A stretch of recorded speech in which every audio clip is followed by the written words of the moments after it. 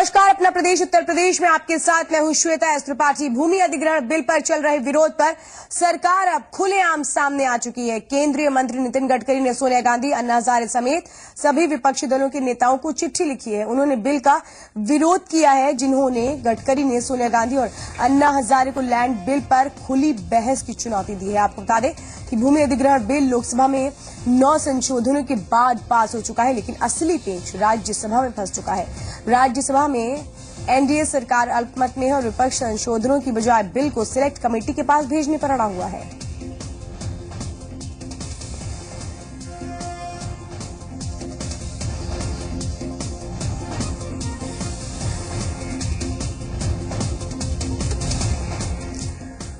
तो नितिन गडकरी ने जहां सोनिया और अन्ना हजारे समेत पूरे विपक्ष को खुली बहस की चुनौती दी है, तो वहीं विपक्ष बिल को सिलेक्ट कमेटी के पास भेजने पर अड़ा हुआ है। कांग्रेस पार्टी और नेता गंभीर है, तो मैं उनको नम्रतापूर्वक अनुरोध करता हूं कि वो कहेंगे उस जगह पर उनके प्रमुख व्यक्ति, और मैं उनसे चर्चा करने के लिए तैयार हूं। मैंने सोनिया जी को, अन्ना हजारे जी को और सभी पार्टी के अध्यक्षों को पत्र दिया। मैं उनका सम्मान करता हूं। अगर उनका अच्छा सुझाव होंगे तो हम स्वीकार करेंगे। ये जो भूमि अधिग्रहण संशोधन विधेयक है, जो लोकसभा में पास हो चुका है, राज्यसभा में अभी नहीं हुआ है, तो यहाँ पर इसको हाउस में लाने से पहले इसको वापस ले लिया जाए और सन 2013 का जो भूमि अधिग्रहण विधेयक है उसको ही स्वीकार कर लिया जाए। तो लैंड बिल को लेकर सरकार और विपक्ष में तनातनी खत्म नहीं हो रही है और इस लड़ाई में अन्ना हजारे की एंट्री से विपक्ष को ताकत मिल गई है।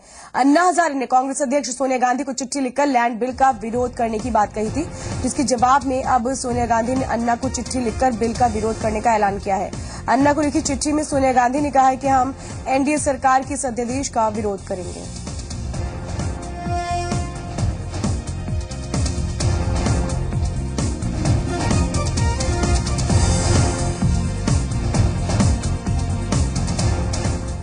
बेमौसम बारिश और ओलावृष्टि को लेकर हाल ही में केंद्र सरकार को 500 करोड़ रुपए का प्रस्ताव भेजने वाली यूपी की अखिलेश सरकार को 14वें वित्त आयोग की सिफारिशों से तगड़ा झटका लगा है।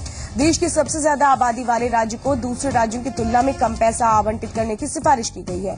14वें वित्त आयोग की सिफारिशों में राज्य को अगले 5 वर्षों के लिए 3,729 करोड़ की सिफारिश की गई है। यूपी की तुलना में महाराष्ट्र, गुजरात, एमपी और राजस्थान जैसे राज्यों को फायदा हुआ है।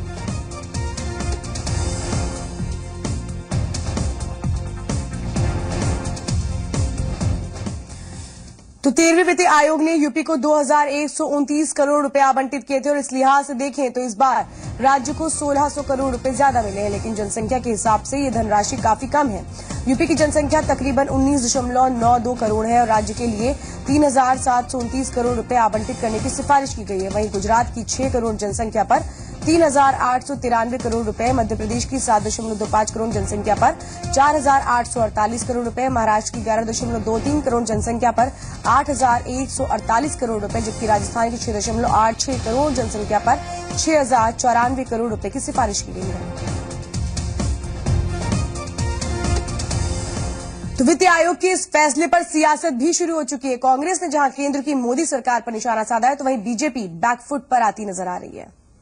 देखिए, वित्त आयोग की सिफारिशें जो भी है उसमें उत्तर प्रदेश के साथ न्याय नहीं हुआ। हम लोग हमेशा इस बात को कहते रहे हैं और पिछले 10 वर्षों में हम जब भारत सरकार यूपीए के नेतृत्व में थी, यूपीए के हाथ में थी, तो भी जनसंख्या को आधार मानकर ही केंद्र की सहायता राशि बढ़ती थी। मोदी सरकार दलीय आधार पर राज्यों का बंटवारा कर रही है, जो कि दुर्भाग्यपूर्ण है। उत्तर प्रदेश को केंद्र की योजनाओं से मिलने वाली सहायता राशि लगातार मिल रही है। सरकार की अपनी कठिनाई है। सरकार प्राकृतिक आपदा को लेकर पूरी तैयारी के साथ केंद्र सरकार के पास नहीं जाती, राजनीतिक हल्ला ज्यादा मचाती है। पूरे तथ्य के साथ, आंकड़ों के साथ सरकार को केंद्र सरकार के सामने जाना चाहिए। यूपी में बेमौसम बारिश से फसलें चौपट हो गई हैं। सुबह ही किसानों को अब प्रदेश सरकार से मदद की दरकार है, लेकिन मुआवजे का इंतजार कर रहे किसानों की उम्मीदों को झटका लग सकता है। दरअसल सरकार ने बारिश से प्रभावित 22 जिलों में सर्वे कराया था। नियमों के मुताबिक कम से कम 50% नुकसान होने पर ही मुआवजे का प्रावधान है, लेकिन लेखपालों के सर्वे में जो आंकड़े सामने आए हैं उनमें 35% नुकसान की बात सामने आई और ऐसे में किसानों को मुआवजा मिलने में अड़चन आ सकती है। हालांकि कृषि राज्य मंत्री राजीव सिंह ने कहा है कि सर्वे की अंतिम रिपोर्ट आना बाकी है, जिसके बाद पीड़ित किसानों को मुआवजा दिया जाएगा। उधर रिपोर्ट के सार्वजनिक होने के बाद सरकारी सर्वे पर सवाल खड़े होने लगे हैं। कांग्रेस का आरोप है कि लेखपाल और तहसीलदारों ने अपने चहेतों को फायदा पहुंचाने के लिए ऐसी रिपोर्ट तैयार की है। यूपी सरकार ने अपने इमरजेंसी फंड से किसानों की मदद के लिए 200 करोड़ रुपए जारी कर दिए हैं, लेकिन नियमों की वजह से किसानों को मुआवजा मिलने में दिक्कतें आ रही हैं। बहरहाल नियम चाहे कुछ भी कहें, लेकिन बारिश ने कई किसानों के सामने रोजी रोटी का संकट खड़ा कर दिया। इसमें कुछ किसान ऐसे भी हैं जिनकी पूरी फसल चौपट हो गई है। और इस मुआवजे को भी सरकार ने आंकड़ों की जादूगरी में फंसा दिया है और कहा है जहां 50% से कम नुकसान होगा वहां मुआवजा नहीं मिलेगा। नुकसान तो नुकसान है, जहां 50% से ज्यादा नुकसान हुआ है उसे भी अधिकारी 30% और 20% बता रहे हैं। तो अब दोनों का आकलन एक साथ में करके मंगाया जा रहा है। मुख्यमंत्री जी ने 200 करोड़ रुपए की घोषणा कर दी। और इधर बेमौसम बारिश से बर्बाद हुई फसल का मुद्दा आज राज्यसभा में भी गूंजा। बीएसपी अध्यक्ष मायावती ने इस मुद्दे को राज्यसभा में उठाया, जिसके जवाब में केंद्रीय वित्त मंत्री अरुण जेटली ने कहा कि राज्य में फसल बर्बादी का आकलन करने के बाद केंद्र सरकार किसानों को मुआवजा देगी। अधिकांश राज्यों में बेमौसमी बरसात की कुदरती मार से तो जो पूरा देश का किसान दुखी है, बहुत परेशान है और इस समय किसानों की 3/4 फसल बर्बाद हो चुकी है।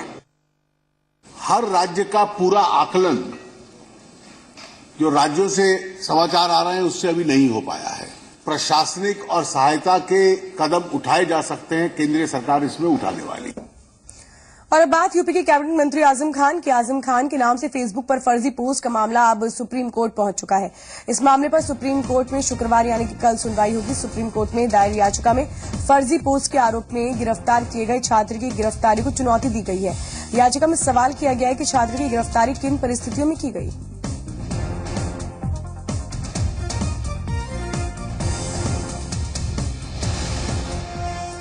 तो वहीं बीजेपी नेता हृदय नारायण दीक्षित का कहना है कि आजम खान बच्चे को घर बुलाकर चॉकलेट देते हैं तो होता अगर बेहतर अगर ऐसा वो करते। उन्होंने ये भी कहा कि ऐसा लगता है कि यूपी पुलिस आजम खान से डरती है।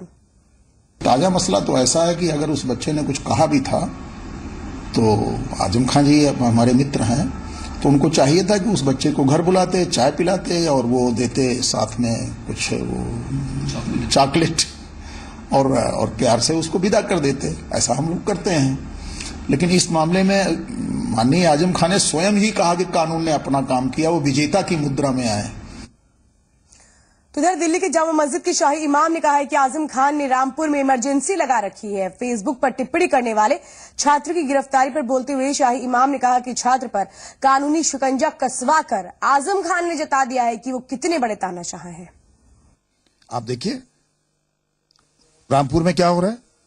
रामपुर में इमरजेंसी का माहौल है। अभी आपने कुछ दिन पहले वाकया सुना होगा कि बरेली का एक नौजवान जिसने इनकी तकरीरों को यकजा किया, जो मुल्क के खिलाफ थी, जो हिंदुओं के खिलाफ थी और मुल्क में फिरकावारियत को बढ़ावा देने वाली थी, उसने यकजा किया और फेसबुक पर डाल दिया।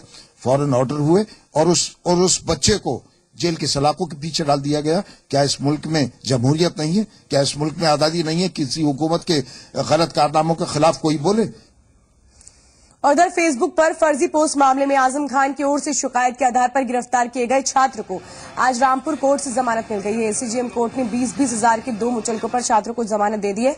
आपको बता दें कि आजम खान के नाम से फेसबुक पर फर्जी पोस्ट करने के मामले में बुधवार को पुलिस ने 11वीं क्लास के छात्र को गिरफ्तार कर जेल भेज दिया था।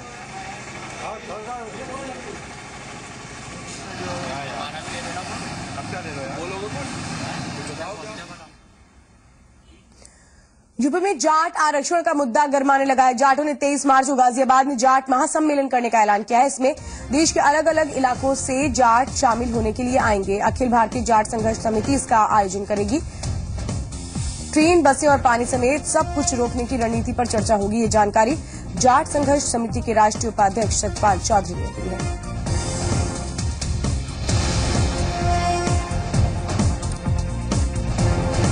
करेंगे कि वे इसमें कारगर पैरवी करके जाट समाज के आरक्षण को बहाल कराए। तेल, गैस, पानी, बिजली, ये सारी आपूर्ति हमारे खेतों में से, हमारी सड़कों के जाट बहुल इलाकों से होती है, ये सारी ठप की जाएगी।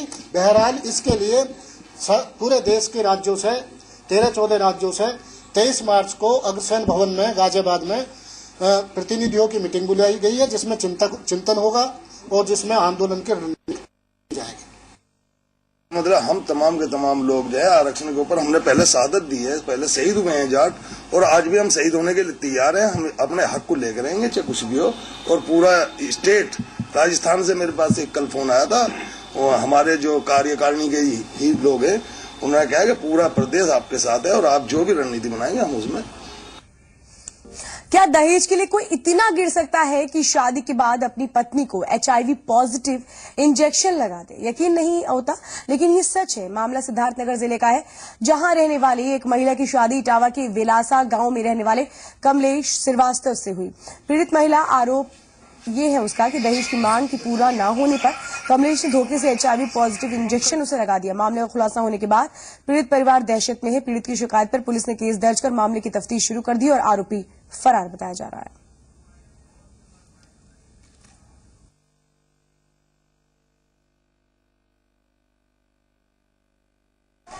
दोनों ने मिलकर हमको इंजेक्शन दिया हार्मोन्स का, और एक इंजेक्शन हमको अक्टूबर में दिया गया। 2 इंजेक्शन हमको दिया गया हार्मोन्स का, और 18, 10, 14 को सब लोगों ने हमको घर से मार के बहुत मारा पीटा, मार के हमको वहां से भगा दिया। 2 इंजेक्शन हमको दिया गया था वो HIV पॉजिटिव का इंजेक्शन था, और हमसे झूठा कहानी कहा गया कि हार्मोन्स का इंजेक्शन है। सर, हमारे साथ बहुत बड़ी घटना हुई है।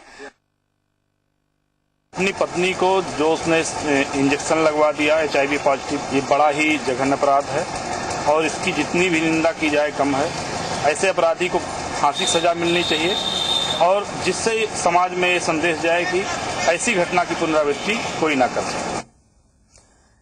इलाहाबाद में एक पाव सब्जी के लिए 2 लोगों का कत्ल हो गया, जबकि एक शख्स जिंदगी और मौत के बीच अस्पताल में संघर्ष कर रहा है। मामला नैनी थाना क्षेत्र के लोकपुरा गांव का है। यहां रहने वाले हरीश चंद्र का बेटा महेंद्र पड़ोस में लगे सहजन के पेड़ से सब्जी बनाने के लिए सहजन तोड़ रहा था, और इसी बात को लेकर विवाद हो गया और पड़ोसी ने हरीश चंद्र, महेंद्र और आशीष को गोली मार दी। गोली लगने से 2 लोगों की मौके पर ही मौत हो गई, जबकि आशीष को गंभीर हालत में अस्पताल में भर्ती करवाया गया। घटना के बाद इलाके में तनाव का माहौल है। पुलिस ने केस दर्ज कर मामले की तफ्तीश शुरू कर दी है। फिलहाल सभी आरोपी फरार बताए जा रहे हैं।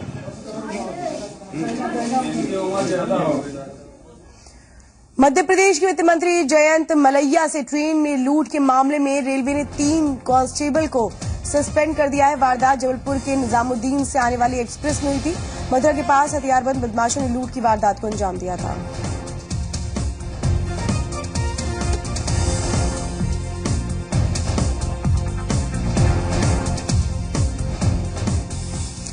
लखनऊ और दिल्ली के बीच सफर करने वाले मुसाफिरों को 21 मार्च को एक और सौगात मिलने वाली है। 21 मार्च से लखनऊ से दिल्ली के बीच डबल डेकर ट्रेन शुरू हो रही है। गृह मंत्री और लखनऊ से सांसद राजनाथ सिंह ने इस ट्रेन को हरी झंडी दिखाकर गोमती नगर स्टेशन से रवाना वो करेंगे।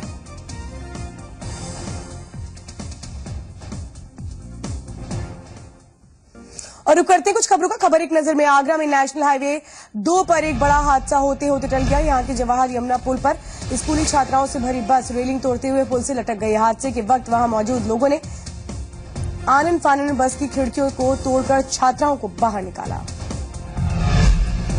इलाहाबाद में लोकपुरवा गांव में पिता पुत्र की गोली मारकर हत्या कर दी गई। बताया जा रहा है कि सहजन तोड़ने को लेकर 2 पक्षों में विवाद हुआ था, और इसी दौरान एक पक्ष ने दूसरे पक्ष पर फायरिंग कर दी। गोली लगने से पिता पुत्र की मौके पर ही मौत हो गई। भदोही में एक नाबालिग लड़की ने 2 युवकों पर गैंगरेप का आरोप लगाया है। कोईरोना इलाके की रहने वाली पीड़ित का आरोप है कि दोनों युवक उसे बाराबंकी और इलाहाबाद ले गए। शामली में एक महिला के साथ गैंगरेप का सनसनीखेज मामला सामने आया। महिला का आरोपी का कार सवार 3 लोगों ने उसे लिफ्ट देने के बहाने कार में बिठाया और फिर गैंगरेप की वारदात को अंजाम दिया।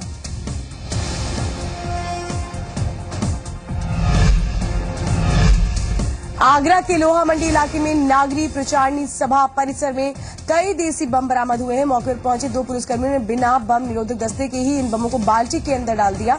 जिस वक्त ये बम मिले उस समय मौके पर कई छात्र और छात्राएं प्राथमिक विद्यालय में मौजूद थे।